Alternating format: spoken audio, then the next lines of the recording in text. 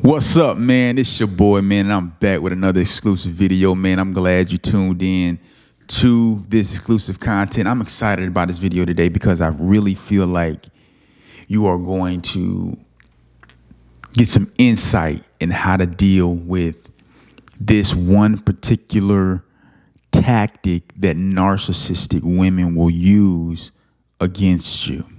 Okay, now this is you dealing with the woman that you actually can't avoid, right? You have to deal with this woman, right? Maybe you have kids, maybe you're even married, right? But there's a connection where there has to be some form of communication. Okay. I'm going to reveal one of these tactics to you, and I'm going to show you in this video how to overcome it and come out like a G.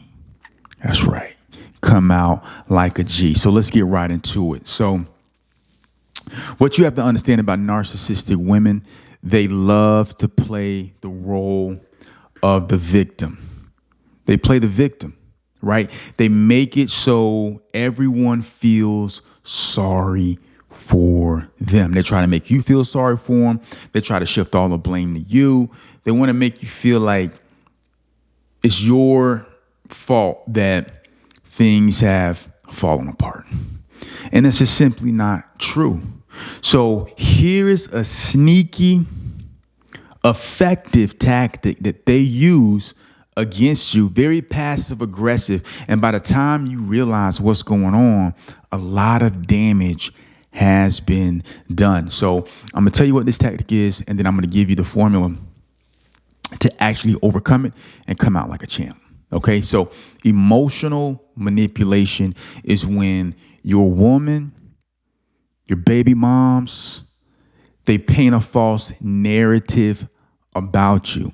And they do this not to you, but to the people that you guys are connected with. So friends, families, couples that you guys hang out with, right?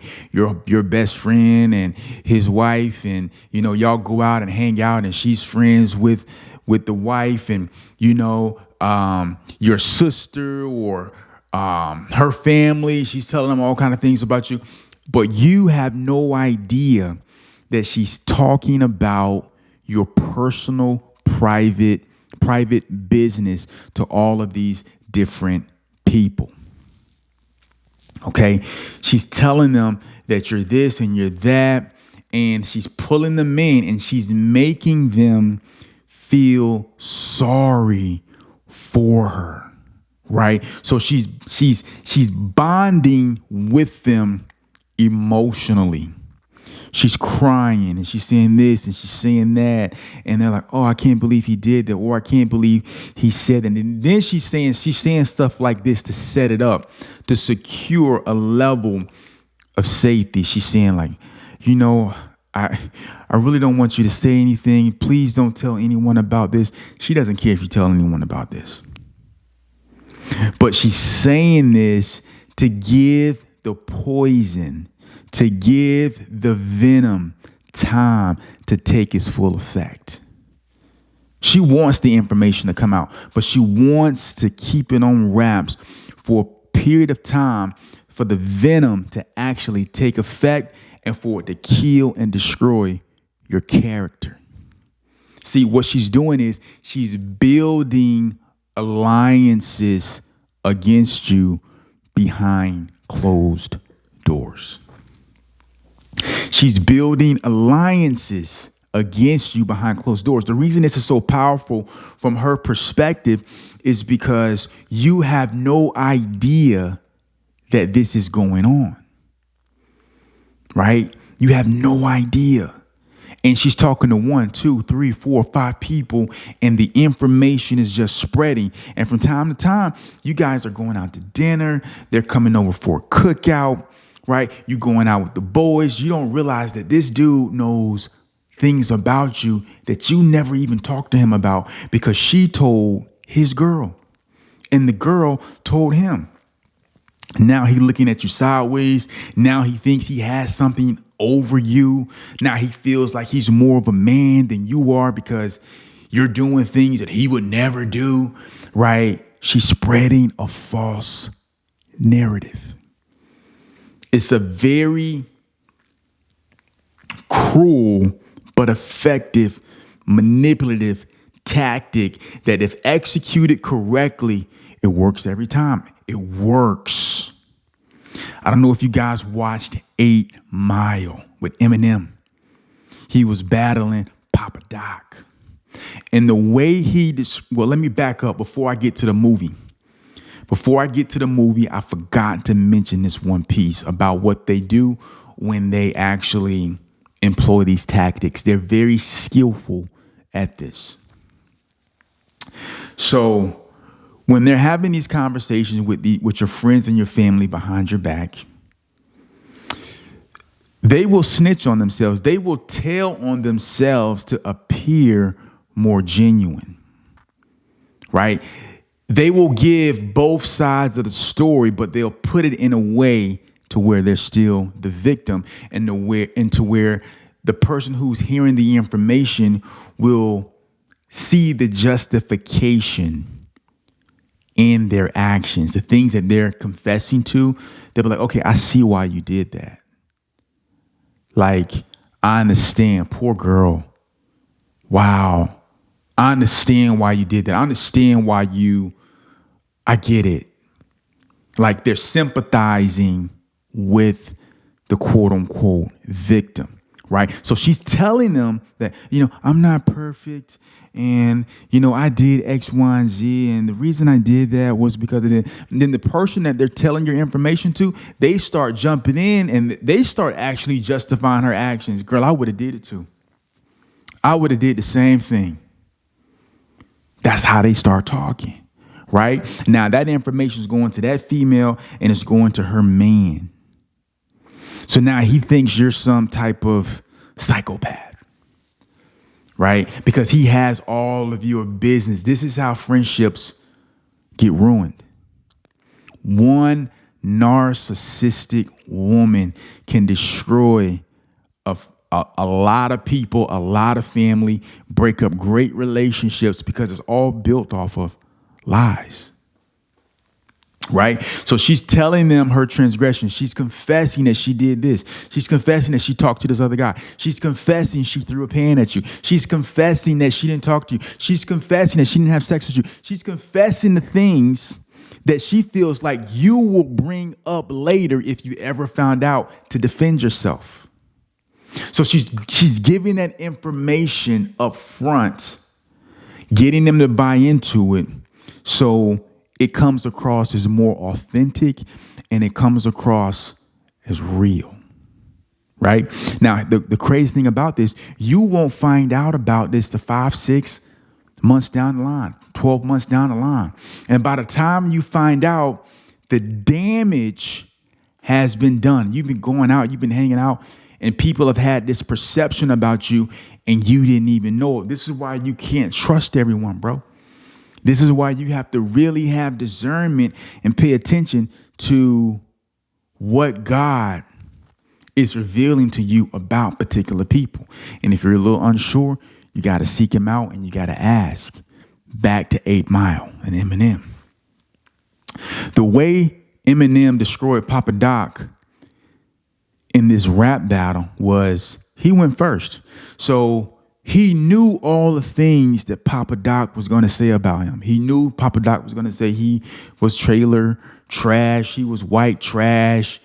He knew Papa Doc was going to say, old dude smashed his girl. So every negative thing that Papa Doc would have had as a weapon against him, he disarmed Papa Doc because he admitted to it. He confessed it first. This is a tactic. He confessed it first. So now, when you begin to defend yourself, whenever you get wind of this information, 6, 7, 8, 10 months, a year down the line, when you actually understand what's going on, what's going to happen is you're going to have this desire to defend yourself. Who wouldn't, right? Of course you want to defend yourself. Of course you want to dismantle and disprove all of these lies. But now when you say, oh, she slept with such and such, or oh, she was talking to this, or oh, she didn't have sex with me, or oh, she threw a frying pan at me, or oh, she didn't talk to me. They're listening to you snitch on this person. And they've already have accepted the actions of this person and justified their actions. So now you're looking like the ultimate jerk, and you're basically confirming the lies and everything that this woman has said about you behind your back. Think about that. That is crazy. And the reason I know this is because this happened to me. So I'm giving you guys the playbook on how to overcome it. But I want you to understand what's going on and be leery of your friends, man, your guy friends. I'm telling you, those are the snakes. The one guy you think would never betray you. That is the snake. That is the snake. It's people who are really close to you. And I don't care if you think you guys are blood brothers. I don't care if you think my dog will never do something like that to me. I'm here to tell you, they will. Especially if you're chosen. They will, bro. You can never put it past any person. Jesus got betrayed by Judas, bro.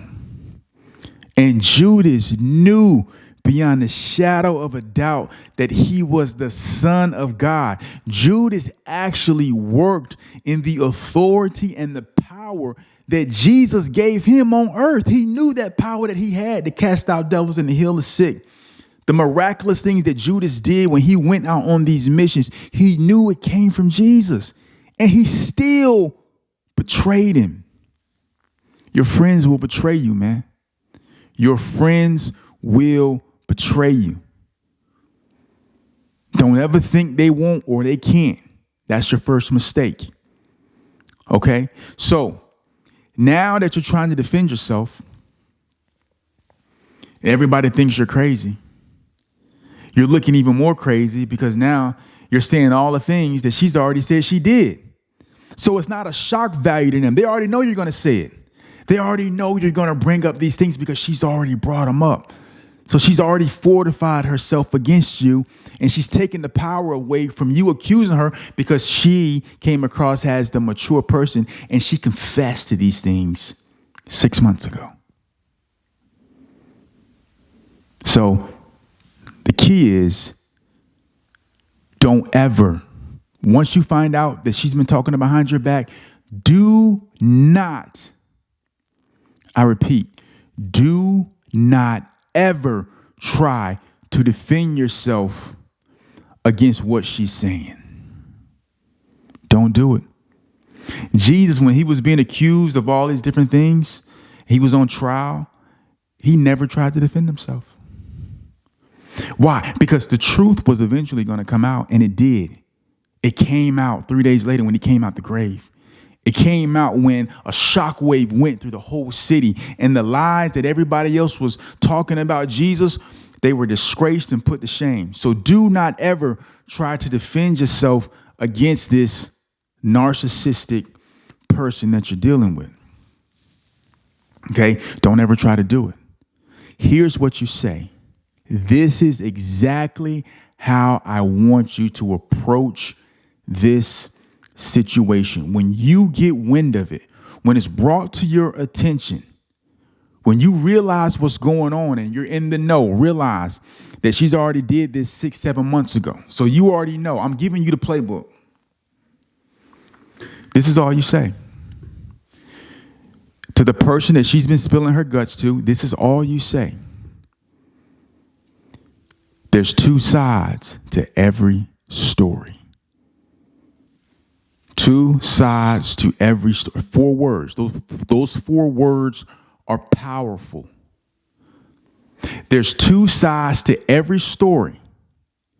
And you stop. End of discussion. You don't elaborate. You don't give any more insightful information. You don't try to defend yourself. You don't bring up anything about her. You don't bring up anything about you. You just let that sink in. And here's what's going to happen. Number one, you're going to look powerful. You're going to look masculine. You're going to look like you're in control, because you are. Right? Because to have the ability not to defend yourself, you will appear powerful. Because it says this. It says that you don't care about their accusations. Right? It says that you're not desperate to disprove what they're saying. It almost gives you like a bad boy type of vibe. Right? There's two sides to every story, and you leave it at that. You don't elaborate. You don't go into detail. You don't say anything. Now what you've done is you have implanted doubt in the minds of the person who received all this information about you. Now you've implanted a seed of curiosity.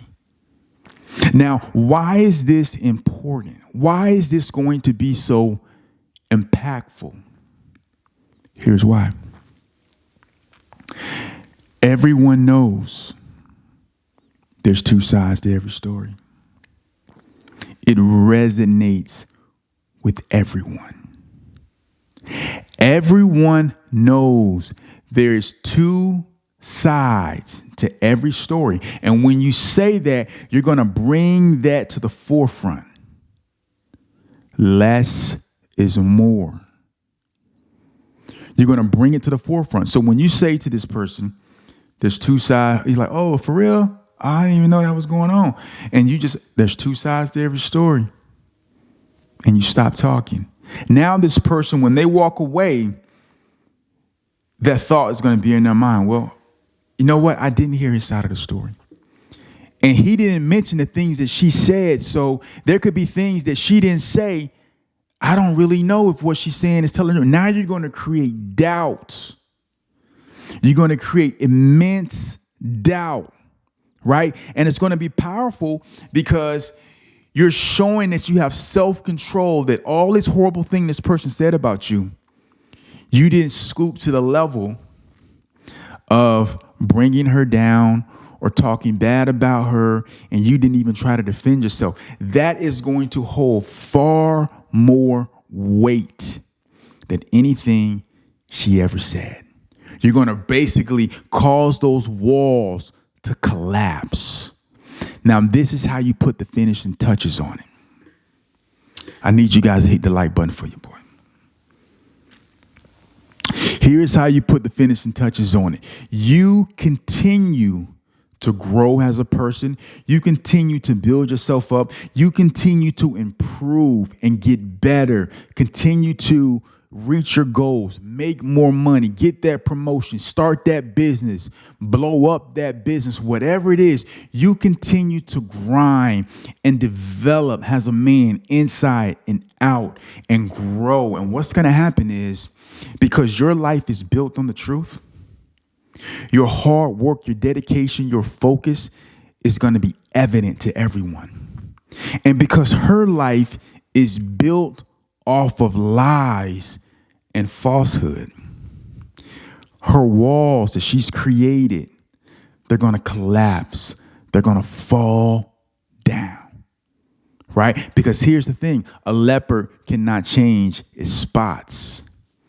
A dog at some point is going to bark. A snake at some point is going to hiss. No matter how long they try to refrain, at some point, the true nature of what they are will present itself.